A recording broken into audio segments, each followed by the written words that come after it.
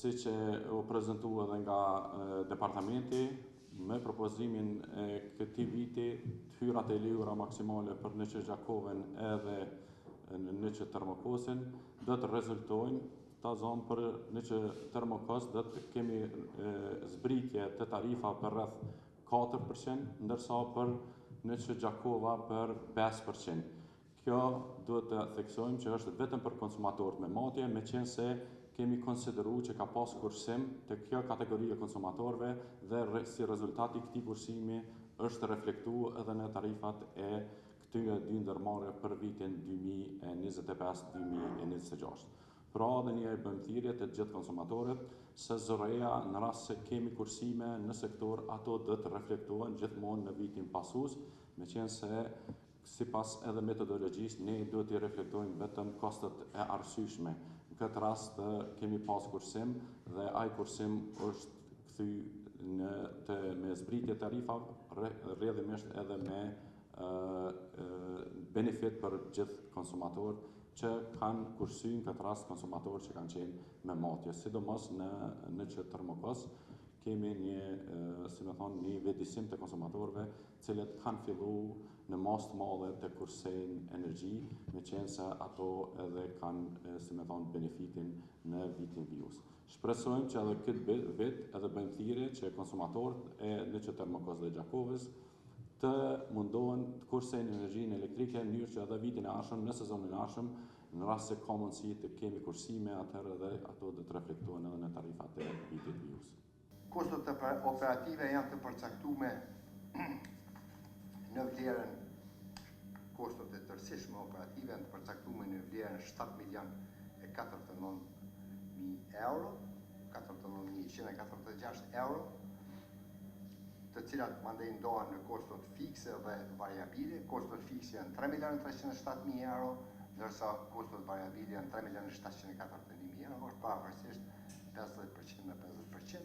sepse këtu hyjnë edhe kostot e vlera e energjisë nga kogenerimi si komponenta fikse, që është një komponent goxha madhe, 1.109.000 euro. Do të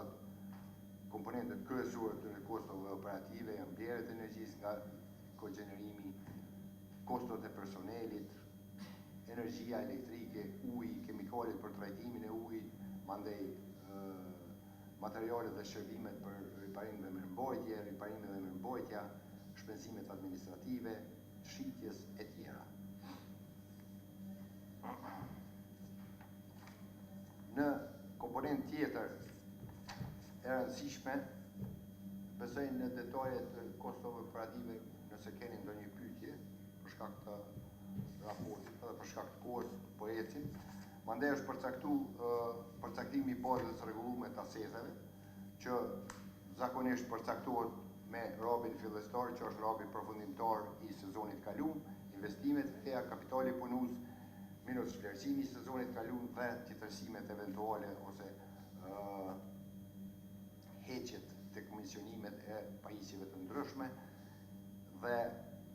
komponenta kryesore janë këto investime të reja të lejume, ka investime nga donacionet, investime me bashkëfinancim dhe investime vetanake, të cilat i përmbledh Termokosi, të cilat të përmbledhuna, po ju investimet nga donacionet është projekti i Bankës Gjermane për Zhvillim, KfW, që është projekti Solar for Kosovo, e cila është një impjant i cili pritet të fillojë ndërtimi me disa shtyrje ka ponesa, megjithatë ne kemi lejuar vlerën fillestare për këtë periudhë të shqyrtimit tarifor për 2.500.000 euro. Mandej është faza 2 të projektit Prishtina IC, që ka të bëjë me instalimin e macëve të ngrohjes nëpër ndërtesa, në fakt nëpër apartamentet të ndërtesave, dhe janë investimet vetanake, komplet vetanake, të projekteve individuale, që janë investimet në stabilimentet e bashkëprodhimit, domethënë këtu kryesisht janë zavendësimi i pajisjeve të dëmtuara ose që punojnë me probleme, investimet në rrjetin e shpërndarjes edhe investimi në administrat, që është kryesisht ndërtimi i objektit, pjesa mbetur e pararealizuar, e cila është e leju në shumën fillestore të kontratës dhe realizimet që mbot gjatë kësaj periudhe deri në tash, dhe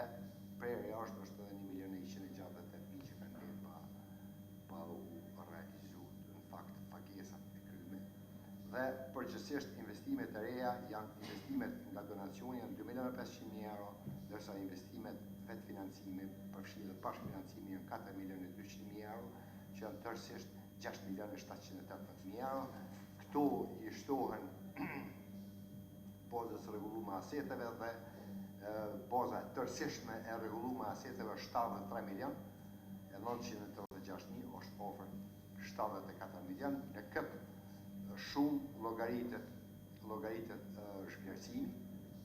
për gjitha asetet, që është një shumë goxha e madhe që i mbetet Termokosit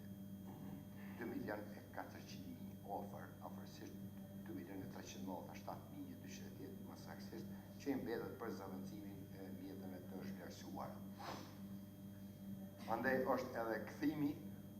në bazën e rregulluar të aseteve, i cili llogaritet vetëm në asetet që janë vetë financim, jo donacion. Baza e rregulluar e aseteve vetë financuar është 25.500.000 euro dhe kthimi në bazën e rregulluar të aseteve të vetë financuar po ashtu është 2.100.000 euro. Një shumë e cila mbetet për kryen e zgjerimit të rrjetit, zgjerimit sistemit, përmirësimit përgjithsisht të furnizimit me ngroje në qytetin e Prishtinës. Në bazë të këtyre është edhe në fakt është edhe kostoja e humbjeve në rrjet, që është vlerësuar në bazë të humbjeve në rrjetin e shpërndarjes 6.75% edhe në rrjetin e transportimit që është 2%, që totalisht është 8.75% dhe kostoja e humbjeve në rrjet është 329.000 euro. Tërësisht, tyrat e lejuara të cilat do të grumbullohen, do të mblidhen nga tarifat e ngrohjes qendrore, është 11.463.803 euro, që është një rritje që nga sezona në sezon janë tyrat e jume të rritura për një përqindje të vazhdueshme, e cila mandej është kryesisht për shkak se gjatë secilës sezon Termokosi ka nga një zgjerim të bazës konsumatore, zgjerim të rrjetit sistemit, kështu që do të thotë tyra shtesë, energji shtesë e tjera tjera. Atëherë nëse s'ka po e hedhin votim, kush është për? Atëherë konstatoj që me 5 vota për aprovuan hyrat e lejuara maksimale për Neçën Termokos për vitin 2025-2026. Atëherë po vazhdojmë me raportin rregullativ për hyrat e lejuara për ngrohtorën e qytetit Gjakova. Fillimisht për përcaktimin e hyrave të lejuara dhe tarifave të energjisë termike për sezonin 2025-26 është zbatuar metodologjia e përcaktuar në rregullin e vendosjes së çmimeve të energjisë termike. Parimi bazë i kësaj metodologjie për tarifat është ndërmarrje që ofrojnë shërbime publike, duhet të mbulojnë kostot e tyre, domethënë ato operative dhe kapitale, që në njërin anë konsumator nuk do të paguajnë më tepër se sa kostot e shkaktuara dhe ofrimi i shërbimeve, dhe në anën tjetër ndërmarrja të mbulojë kostot e arsyetuara. Sipas kërkesës së zëres, ndërmarrja ka dërguar me kohë aplikacionet për shqyrtimin tarifor 2025-26 dhe ka pranuar gjithashtu komentet nga departamenti, janë shqyrtuar komentet dhe është ridërguar janë ridërguar dokumentet e kërkuara për ta plotësuar këtë raport, ku janë të përfshira do të thotë kostot operative, është vlerësimi lejuar, është kthimi lejuar e aseteve, kostot e humbjeve në rrjet dhe përshtatjet apo ajustime. Sa i përket kostove operative, për sezonin 2025-26 për ngrotoren Gjakova. Do më thënë kostet operative ndohen fikse dhe variabile, ku kostet variabile përfshin 962.729 euro, kurse kostet fikse janë 97.209 euro, që si total të lejuara nga ZRI janë 1.059.938 euro. Gjithashtu, në raport kemi të përfshira dhe shpjegime për se cilat kosta si që janë propozu dhe sa janë si që janë leju. Nëse kalojmë tek pjesa e robit apo baza rregulluar aseteve, baza rregulluar aseteve është 9.222.424 euro, duke përfshirë vlerësimin vjetor që është